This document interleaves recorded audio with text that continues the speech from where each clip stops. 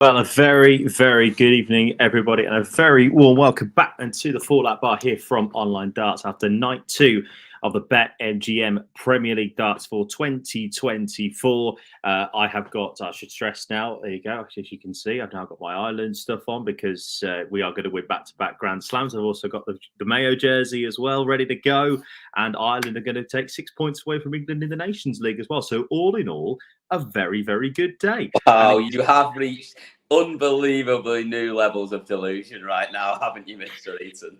All I'll say is, mate, is that we're the best team in the world now, rugby-wise. Played 19, lost one. Although that one was the most important one to actually win. But there we go. Not even to actually win, to win a quarter-final. Yes, we'll move on from that. I still have scars. Cam McFarlane, as you can probably see and hear already, is with us here this evening. Cameron is late for all of you watching live. A very good evening to you if you're in the UK, 20 past 11. In fact, if actually in continental Europe, it's 20 past midnight. But boy, were we treated to a night of darts tonight.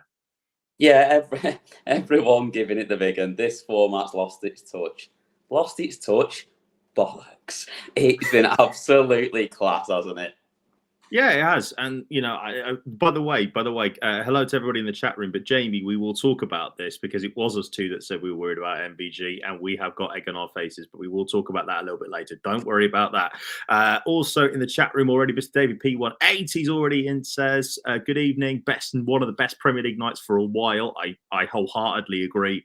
I was on the edge of my seat watching it.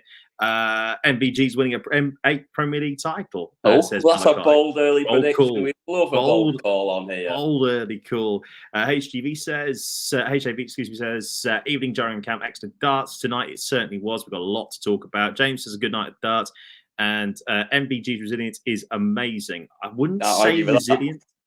I wouldn't even say resilience. I actually have a bit of a criticism of the 17-year-old, if we're allowed to criticise him, coming up in a little bit when we talk about the final.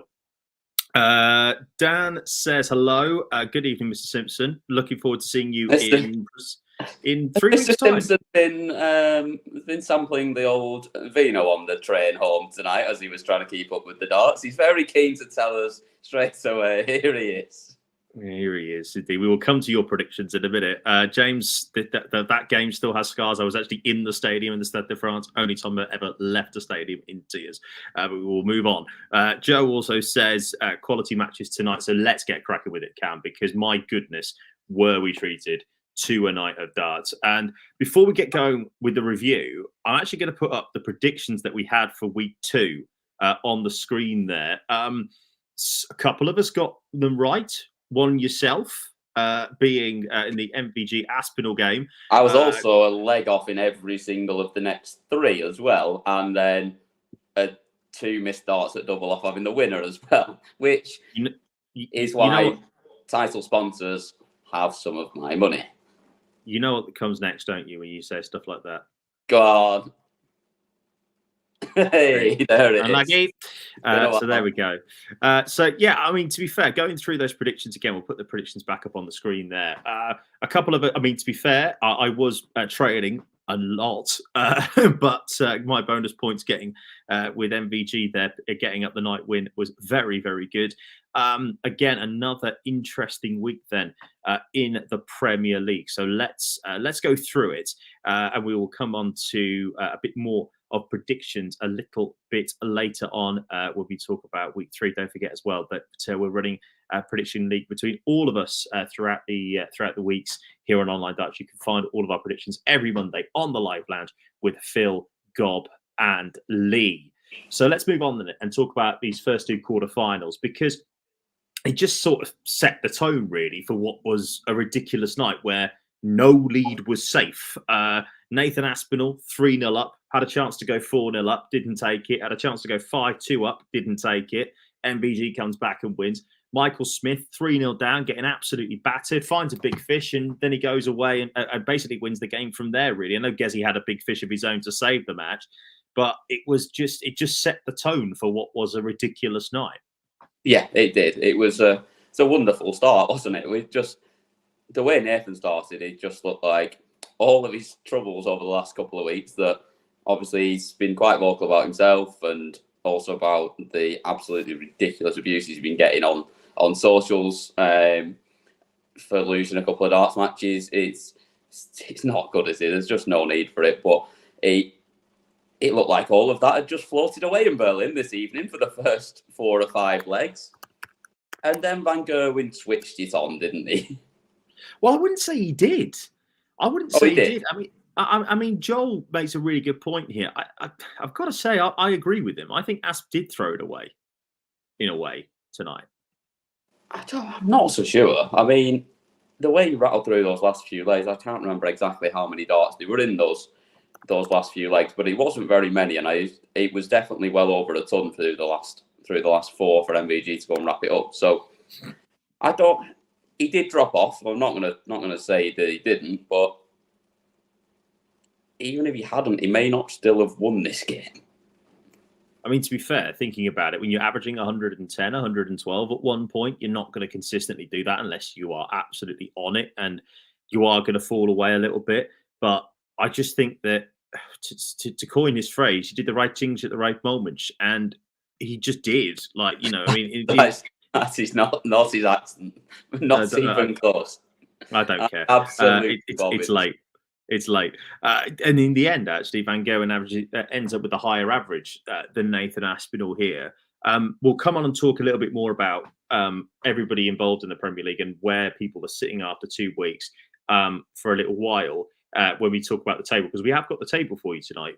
We definitely haven't stolen it off of our friends at Sky Sports, but that's another issue entirely. My biggest thing is about MVG is certainly at the start of the game, the worries that we were talking about last week were evident. It would have been the first night. It would have been the first time ever in his Premier League career that he'd had no points after 2 weeks. Obviously, now he's got 5, which is a bit different. You did a very good job of talking him into tonight's win by saying that, because you only said it when it was looking like he was going to lose. And you are good at going early on one in the chat. Well, at the end of the day, it worked, didn't it? Like, did Wilt under pressure, but we'll talk about that a little bit later. Michael Smith, moving on to him, he remains top of the Premier League table. He's on 7 points. We will show you the table at the end of the show. This was a ridiculous game. 7-1-8, he's hit by the Bully Boy, was 3-0 down, and he's come back with the big fish, as I said before. Gezi hits a big fish as well. The double reeling in at the big fish is always marvellous. 5 apiece. And then Gezi had a chance in that final leg, didn't he? And he just didn't. When Smith hits off a 60 and then Price hits a 58, you just know that. And then he goes and hits a 180 after that. You just know it's game over and Smith's going to go on and win it. Yeah, it happens so often, doesn't it? And we saw it later on, the same sort of thing in the final as well. If you don't punish when your opponent kicks off 60 in a deciding leg, you know for a fact that once you don't, they're just going to ping in a big score. And when they've got the darts and they go and do that, you're just struggling at that point and you're behind. I mean, I guess you must be wondering how he's lost this game, because he's averaged 104 and missed 2 darts at a double. He's got beat. It's just darts, isn't it? It's ridiculous. It's a stupid game, isn't it? I did that last night, pretty much. I averaged about half of that and missed 2 darts at double and got beat. I played really well last night, and the exact same thing happened to me. I missed 2 darts at double 4 and never got another shot. Absolutely ridiculous. So 5 180s rather than sorry, it was 7. No, you were right. You were 7. Yeah. 7-2 on 180 count. Yeah, 7-2 on the 180 count. Yes, on the over. Absolutely right. We will talk about how many 180s tonight, says David. I'm not quite sure. We will work that out. Do a bit of quick maths. Yeah, we'll do a bit of quick maths. Well, I'll do that in the background. Yeah, you do that. Well, I just go through these next couple of games then. And they were the other 2 quarterfinals then on the night. And that was Luke Littler against Rob Cross. But Luke Littler versus Rob Cross was a strange old game. Luke was averaging 9 points higher than Rob. Yeah, it just felt that he wasn't ever going to get away from him at that point. And Luke Humphreys, to be fair to him, came through. It was a strange one again for him because he was averaging 104, yet it didn't feel like he was averaging 104, if that makes sense. Yeah, but that's because of how good both him and Luke Littler are. Like, the way that they're playing darts and how easy they make it look, 104 looks pedestrian. Like, even though it's utterly ridiculous. 49 180s on the night for anyone that was wanting to know. Do we get 50 next week? We probably do, don't we? They're just going to keep getting better, aren't they? 50 next week. Yeah, that's the thing. They're playing so well, but despite how well they're playing, they're battling through these games as well. Like, Rob Cross just never went away against Luke Littler. He just never, nothing bothers Rob Cross, does it? Like, when he's up there, he doesn't care whether he's 5-0 down or 5-0 up. He just keeps going along, doing his thing, and just playing his game. And the one thing I really took out of these two games, though, is Peter Wright looked a lot better tonight than he's looked in recent times. I think, yes, he got beat, but he got beat by a man playing a stupid level of darts. But Peter Wright looked good tonight. He looked solid on the outer ring. The average was back up there a little bit. It's still not what we know he can do, but he's one of those players that if he averages mid-90s, he will win a lot of games at that level, because it's the sort of player that he is. He's never really the one to go and throw the out of nowhere 110, 115. It tends to be a bit more steady with Peter Wright anyway, even when he's playing well. Apart from on the floor, obviously, where he's got the record average on the floor still. I know, but come on, just, you know what I mean? I mean, generally, yeah, I know. I know. He's more of a 1 in 40 hitter than a 180 hitter. He's that consistent scoring rather than blow you away with a 105 180s in a 7-leg game. No, I agree. That's fair enough. All I'll say is that, Jamie, I don't think you can call him Cool Hand Fluke anymore. He's won 4 out of the last 6 TV titles. That one's gone now. I don't think he's struggling per se, because you have to remember as well, yes, he's played in the Premier League before. He plays a contender, the only contender or challenger, or whatever you want to call it, to win a game. When he beat Gary Anderson in Exeter, where we're going in 3 weeks' time. 3 weeks tonight, we'll be on the drive to Minehead, which will be amazing. But yeah, so that's that. So that's fine. But as I say, this is still his debut year in the Premier League, so it might take time to adjust. It's only that the fact that he's going to get compared with another debutant in Luke Littler, who is making this look ridiculously easy most of the way. But we will come back to that when we talk about the semi-finals, which we're going to do now. We're going to fly through this because it's very, very late, and we know that you want to get through this night, all of us. So, 2 deciding leg semi-finals then, Cam, and that is Michael Van Gerwen 6-5 against Michael Smith, and Luke Littler 6-5 against Luke Humphries, rematch of the quarterfinals from last week, which was brilliant. But revenge, in a way, for Van Gerwen, because that deciding leg last week looked terrible. This deciding leg was absolutely brilliant.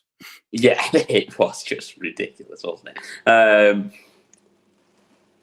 What was it? 11. It was 11. It was. Yeah, yes. It was 11. It was on 6 perfect. Here's 6 perfect as well. Yeah, 6 perfect. Absolutely disgustingly bad 7th.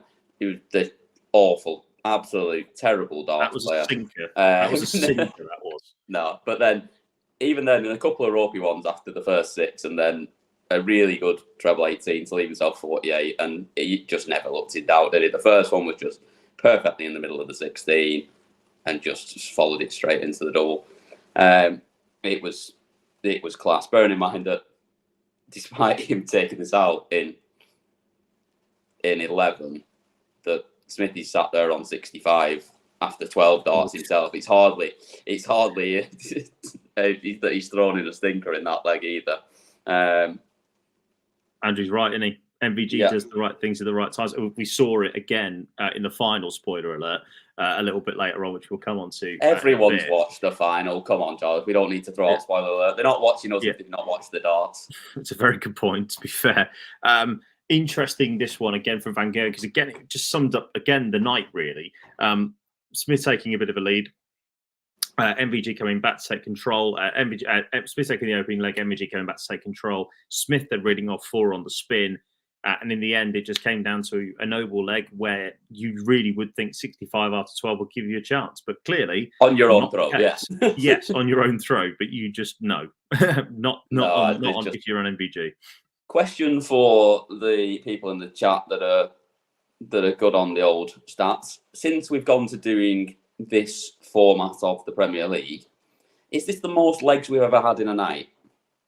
Because we've had 2 6-4s and everything else has been 6-5. Yeah, we only could have had 2 more legs. Yeah, you're right. It's got to be up there, but an excellent performance from MVG in the end, averaging 107 to beat world champion of 2023.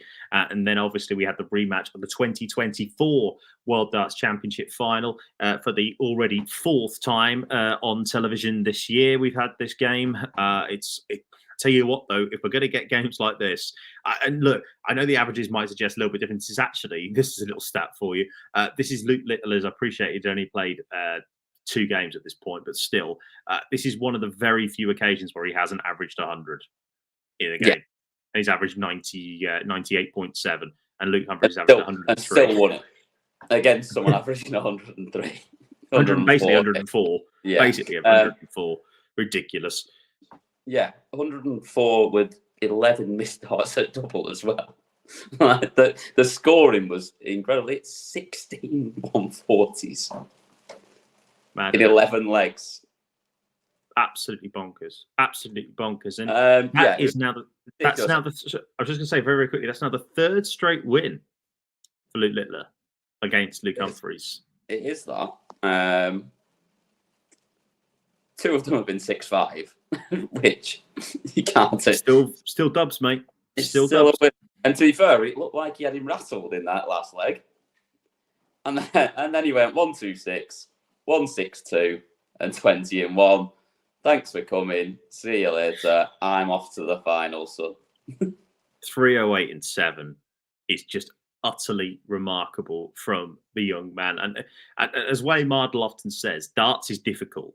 But this boy is just making it look not difficult. It's not difficult. It's bloody hard. And yeah, they're just the way these boys are playing. It's a different game to what we play, isn't it? It's just completely different. It's like me and you this weekend when before watching the Super Bowl, when we'll be watching the Waste Management Phoenix Open, and it's like us trying to stand on 16 and hit a decent shot with that crowd all around you. It's not happening, is it? I'm shanking it straight in that first fan's face, and I'm actually a decent golfer. And I'm definitely not, as we've seen on many occasions. But there we go. Do you know what Mr. David P. again calls it out and says the speed? That is how darts should be played.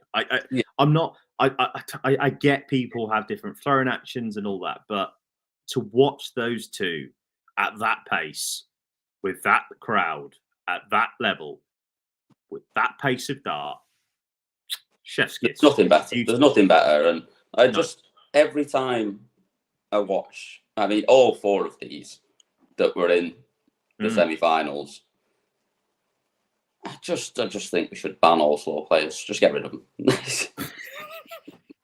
There should, especially for this tournament, there should be a throw clock, and then it's got to be pretty short. Like whatever, MVG is probably the steadiest of the 3, and out of the 4, sorry, and he's pretty quick. Like whatever, like his normal visit is at. If you're slower than that, you can't be in this tournament. That's the only qualifying criteria I want. That's all I want to see. Aspinall now shaking in his boots, actually, with the amount of regroups and everything. The special exemption for the ass. I wonder why. Hi Craig as well. Hope you're all good yourself. Hope you're all okay. Great to see you back in the chat room. Let's move on then and talk about this final. Let's move on and talk about it, because I think here, I know I said it earlier on in the chat room in our private WhatsApp chat, that Littler was cracking under pressure in the Humphries game, maybe looked like a mug. Definitely. Yeah, great timing that one. That was unbelievable. That was just before the 308, wasn't it? It was. No, it wasn't before the 308. It was the leg before. It was the leg before. It was actually when Humphries went 4-2 up in that game, but then then Littler came back and really fought back well. However, I think the pressure and the moment got to him slightly on that 80.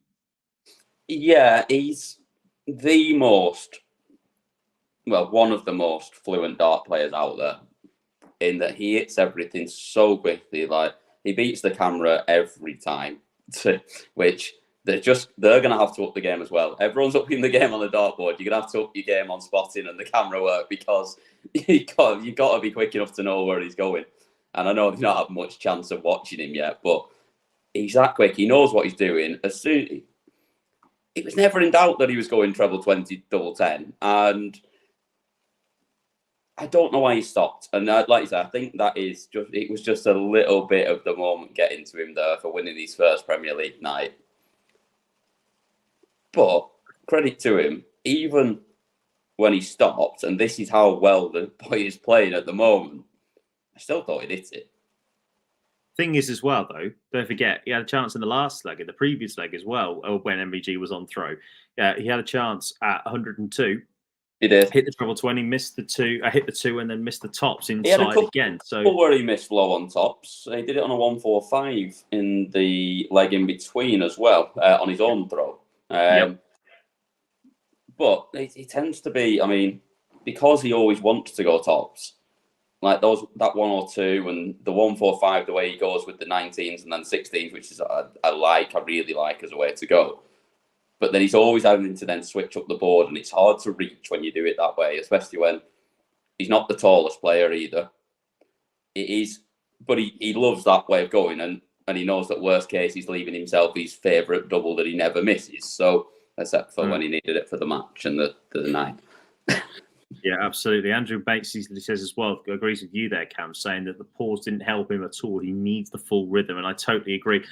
That is now in both finals that he's lost against Van Gerwen. He's had multiple chances to try and turn it around or to get it back on throw, to throw for the match. Remember in the Dutch Darts Masters final, he missed a dart to make it 7-all. It would have given him a chance at throwing for the match. He had the throw as well.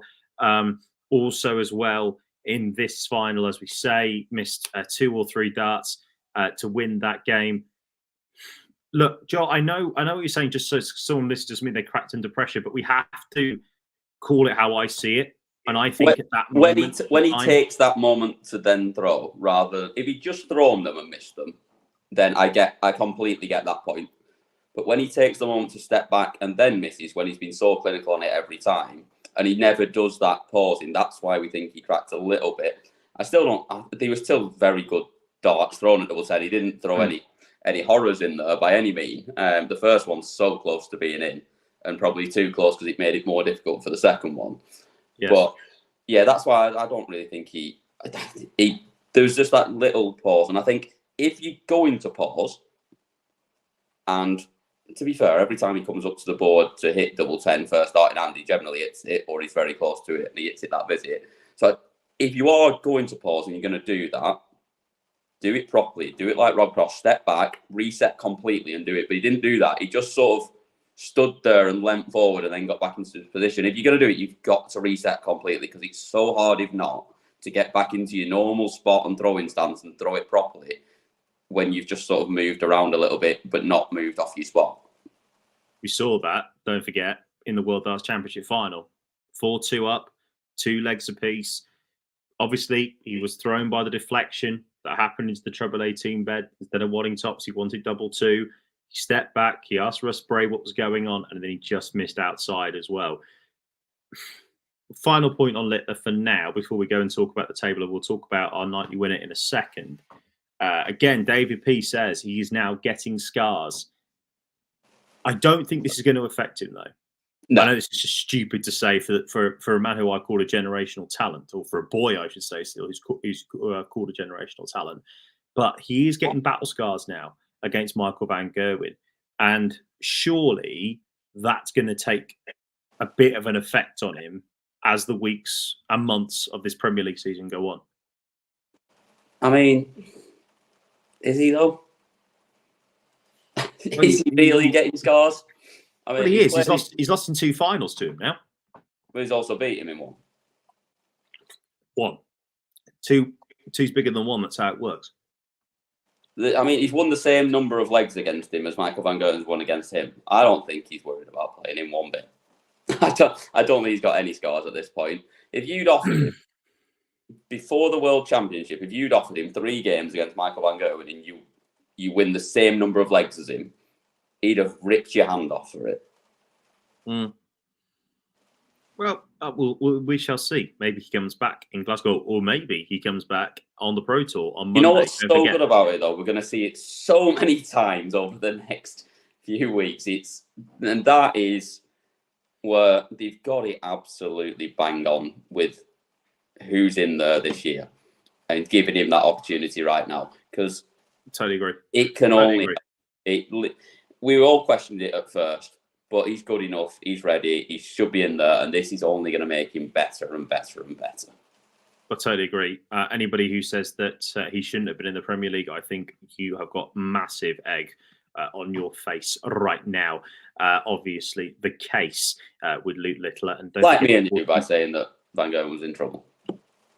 Well, I was just going to say, right, as well, don't forget that he could be coming back to winning ways on the Pro Tour. His first 2 Pro Tours are this week. And remember, you can follow them on Online Darts throughout the day. Join us from 1 o'clock on Monday and on Tuesday. Phil Bars will be here. I might be able to make an appearance, but I don't think I will now, because of various reasons. But certainly Phil will be with you from 1 o'clock GMT. With both Pro Tour events live and our usual round-the-board service, Gillette Soccer Saturday via Dart Style. I'm off work on Monday, aren't I? Maybe I'll make it for a little bit. Of course you are. I'm going to see you on Sunday. We'll talk about that at the end because no one needs to know about that right now. Let's talk about Michael Van Gerwen then. This is a venue that he loves, of course. He's won the Premier League here in 2022. Ironically enough, he survived the match dart against Joe Cullen, double 16. He survived 2 match darts here tonight. It was a topsy-turvy night, as people have been saying in the Premier in the chat room. It's been the best night of the Premier League that I can remember for a long, long time. But in the end of it, Michael Van Gerwen always wins, and he comes from where he was 3-0 down, had darts to survive 4-0 down. Would have been in a position where he wouldn't have had any points. For the first time in his Premier League career, after 2 weeks, he's now on 5 points. He is now second in the table. All normal service has been resumed. And we've talked about this. And Dan actually made a very, very good point. Very, very good point, actually. Jamie said, how many did Coolhand survive? He survived none. He was never on a match dart, ever. No. I believe. The only one I can think of was... Which, to be honest, is the best way of winning darts matches. Yeah. the only time that I can remember is, obviously, he survived the match dart against... Well, he didn't even survive match dart against Cullen, did he? The only one that I can remember was potentially Van Gerwen in the final of the Players' Championships. Right in the Grand Prix, yeah. But look, I'm talking finals here, mate. Finals. Yeah. He hasn't survived the match start at all. But let's move back to Van Gerwen. For now, at least. Anyway, we sat here last week and we said that we were a little bit worried about Van Gerwen. For the first 3 legs of the night, I think my worries were amped, and someone in the press room also told me that they were worried about the way that he was throwing the dart. Certainly, from the semi-final onwards, he looked exactly where he is. Yeah, exactly where he is. I think from leg 5 onwards, pretty much in that first game, he looked absolutely near his very, very best, and he is very good at proving the doubters wrong, isn't he? And yeah, we say some silly things at times, and he makes us look silly again and again by keep writing him off when we know how good he is and we know what he can do. I still thought he would be a big factor in this tournament, but I didn't think he would be a big factor for maybe a couple of weeks. I thought it might take him a little bit to warm into it, but he's already gone and won 1-1, and yeah, he's going to be right there. He's going to be there on the final night, and who's to say he won't win it again? You know my thoughts, as I always say. The Premier League's a very, to borrow a phrase from Gary Lineker, the Premier League is a very simple event. 8 players come up and throw darts at a board for 16 weeks, and at the end of it, Michael Van Gerwen always wins. That's why he's a 7-time Premier League champion. Pretty much. Can we go back to the venue quickly? Of course, can. How good was that crowd tonight? Unbelievable. That was a thought I needed to say. Yeah. Absolutely effing brilliant.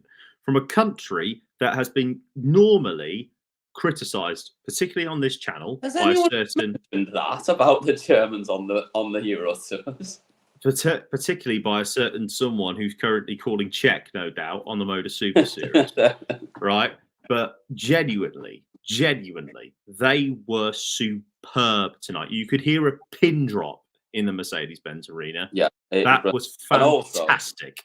Also, it's miles better than the O2, and let's take finals back there. I totally agree with you. Berlin deserves it, just like Holland deserves it.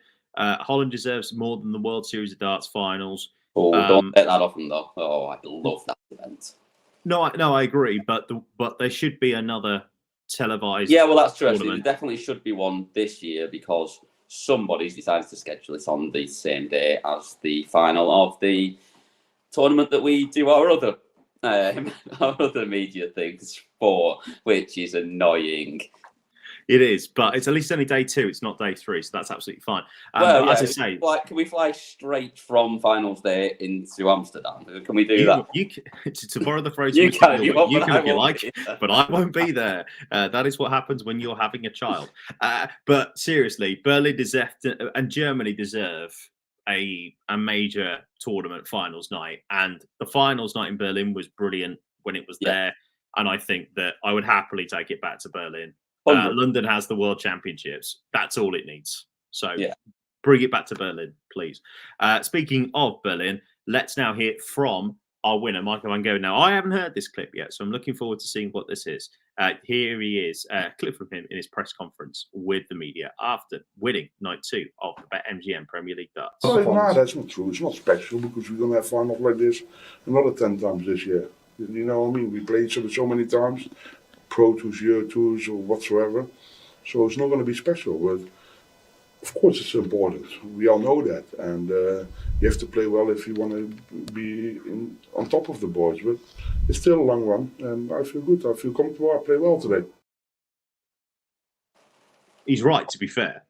He's absolutely bang on. But I actually think that's why he's so good in this tournament as well, because he knows that every week it's not the end of the world if he loses it. He wants to win it every single week, but at the end of the day, if he doesn't, what's he going to do? Next week he'll be up there again, and as long as he gets enough in there over the, like I say, it's usually around about 24 points will be enough.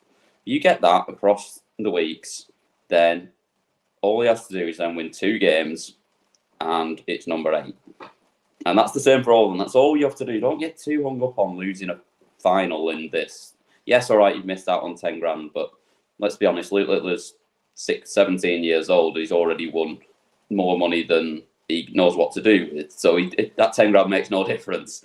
And the same for the rest of them in here. They're all winning enough money over the year that losing out on one final night doesn't matter.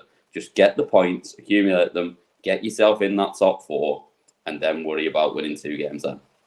Yeah, about to say a cool £250,000 up for grabs on finals night for the winner. So that is the more important thing. And Van Gerwen is very level-headed, as he always is in his interview. You can watch that straight after us on our Online Darts YouTube channel. Before we go and talk about the table, just want to say a massive thank you once again to our sponsors, BetMGM. They are, of course, the start sponsor of the Premier League Darts. You can see there as well in the opening bid, if you were with us, that they have the Golden Arrows deal at the moment, that if you put yourself a bet on, you can double your winnings up to £1,000. A very, very tempting offer. And double nothing was nothing for me tonight. So, yes, and remember, of course, if you sign up to BetMGM, you can bet £10, you can get £40 in free bets. So make sure you go and sign up to our sponsors. BetMGM, it's showtime. Please remember, 18 plus if you want to have a bet and a flutter, and always be gamble aware. Right. We're going to move on quickly then and talk about this table, this is the way it looks then at the moment. Michael Smith is on 7 points. He is on the top. Michael Van Gerwen comes second. Luke Little is third. Gerwin Price is fourth. Rob Cross is fifth. Luke Humphries is sixth. And the only two yet to get off the mark are Peter Wright and Nathan Aspinall. To be fair, two of the ones that we did definitely have a bit of concern coming into the Premier League, no doubt about that. James says, will Littler make the final night? I think he'll be third and qualify. Yeah, I called it. My top four was MVG, Littler, Price, and Humphries. That was my top four coming into it. I think I change now and say that Michael Smith will be there because I think that Smith is playing some really good stuff. Words of Eddie Hearn. No, it's early days. It's early days. Yeah. When you started that, I was wondering who was wearing a headband. I was confused. You are different gravy. Jordan Thompson has turned up to the top. Not Jordan Thompson. Of course, it's early days, and yes, there's only 2 nights in. We've still got another bloody 14 to go. But you got to think already. Peter Wright and Nathan Aspinall. Yes, they're only chasing 3 points. A nightly win in Glasgow next week, and they will be probably into the top 4, no doubt. To be fair, they only need 2 points from 12 of the next 14 weeks. They just need to win 1 game in 12 of the next 14 weeks. No one's out of it yet, but I think possibly this year it might be that you need a few more than 24 because I think there's going to be just some ridiculous performances throughout, and everyone. I mean, I don't know how you get those top 6 into 4. I do think Bobby Cross will probably miss out, as good and as consistent as he is. But those other 5, I can't split them. Someone says here, is Littler good enough to win the whole thing? Yeah, of course he is. I mean, of course he's good enough. There's no doubt about that. He's good enough. Whether he will or not is another issue entirely. But he's absolutely good enough. I think, like I say, I think he comfortably will make the top 4 with the way that he's playing right now. Yes, he might have a little bit of a dip now that the Pro Tour season comes into full swing. Essentially, stop it. Stop it now. However, that's fine. By the way, tonight I'm just here for Emma Payton. That was hilarious. Yeah. I'm not going to say he's already there because that would be stupid. In the words of God, stupid to say. I thought you were going to check. Well, I might say check in a minute. But Michael Smith, he's already a third of the way there, basically, to the playoffs. Yeah. It's going to be difficult for people to catch him because, like Peter Wright, Nathan Aspinall are more than a nightly win away, and I think that if you're already more than a nightly win away, then it's going to be difficult to catch them. Essentially, it is going to be tough. It's going to be very tough to catch them, and it's only going to be tough to catch them because they're just going to keep doing it though, week in, week out. That's the thing. Like, we're going to see everyone picking up. Everyone, I think, at the top are going to keep picking up 2 points the way that everyone's playing at the moment. And yeah, they'll have a couple of off weeks, but for the most part, they are just going to be getting at least 2 points for being in those semi-finals every time. And then it becomes very tough. And I still stand by what I've said for the last 2 years, that they need to sort the point system out. It's wrong. Like, you shouldn't get more for a first round win than for a semi-final win. It makes no sense. Like, that's a fair point. It's a fair point. I don't understand how you can. Why you almost, I don't know, it almost feels like you're penalised a bit for winning a semi-final 1 week, making a final, and then someone who wins 2 first-round games gets more points than you. Sound like Peter Wright there. Top 16 get punished. It just seems wrong to me. I mean, but it is what it is. The points are the way they are, and the fact that you do get 2 points for winning a first-round game means that there's going to be a hell of a lot of points scored by a lot of people. And on that bombshell, we're going to end. So, first of all, before we go, we would normally do our predictions for night 3, but we're not going to do that because you'll be able to find them on the Live Lounge on Monday with Phil, Gob, and Boyce. And on Monday, it is Thank a God for double that. header. I actually get a chance to think about them now. I know. And that's what I'm doing. All right. I'm steadily accumulating points. Picking up it's early first days, though, isn't it? That's it. That's what I'm doing. It's early days, though, isn't it? Early days. Final night. Just to let you know, of course, don't forget as well, it's a very busy day on Monday. As you said before, the Pro Tour is back, and Pro Tour Live is also going to be back with Phil Bars. You can join in from 1 o'clock GMT, and you will be able to follow every board, every result from every game will be live here on Online Darts. So make sure that you join us for that. We're also with you on Tuesday as well for the second Pro Tour event as well. So make sure that you are basically with us throughout your day. We'll guide you through your Monday afternoon and Tuesday afternoon meetings. You can just have something in the background. It is a brilliant watch. If you've never watched it before, 100% go and watch it because it is fantastic. And I'm not just saying that because I work on the show. It's brilliant to have somewhere where you can keep up all the way up to date with all 16 boards. Perfect. Also, a massive thank you once again to our title sponsors at BetMGM. They are the title sponsor, of course, of the Premier League Darts. And as I said before, £10 deposit will get you £40 in free bets with BetMGM. Plus, you get the chance to double your winnings with their Golden Arrows promotion. So sign up to BetMGM today. You can find them on the app, or you can go to the website, betmgm.co.uk. You can also remember 18 plus to have a bet if you're going to have a flutter, and be gambleaware.org. Cam, I was going to say I will see you probably next week on the show, but I'm not going to see you next week. I'm going to see you sooner. Next week on the show. I probably will see you next week on the show, but I will see you on Sunday evening for the big dance, as it's known. The Super Bowl. Yeah, Taylor Swift show. Yes. Bring it on. Out of interest, who are you going for? Early doors. Oh, you're making me call that. I can't see past Taylor Swift Chiefs. I agree. Totally agree. At the moment, by the way, minus 6.5 is 12-5. That is a bet that I would absolutely having. Chiefs will win this by a score. I'm with you. Take all of it. Yeah, take the money. Shut up and take my money. And is that with title sponsors BetMGM, by the way? Absolutely, of course it is. It's definitely not with another bookmaker because BetMGM are the best. So thank you very much. Right, we are going to love you and leave you. Thank you so much as well for staying up and joining us live on the Fallout Bar. If you're watching this back on repeat as well, thank you very much for taking the time out on your Friday to listen back to the Fallout Bar. We will be back next Thursday night after the Premier League goes to Glasgow. As I always say, it is just a very, very simple thing when you come to the Premier League most of the time. 8 players turn up, throw darts at a board, and at the end of the night, you know who's going to win it. It's Michael Van Gerwen. From us all here on the Fallout Button from Online Darts, take care. We will see you very, very soon. And don't forget as well to join us on Monday. The Pro Tour is back. All 128 players have a chance at getting themselves a trophy. Who would it be? Find out with us. But in the meantime, thanks very much for your company. Take care. Goodbye.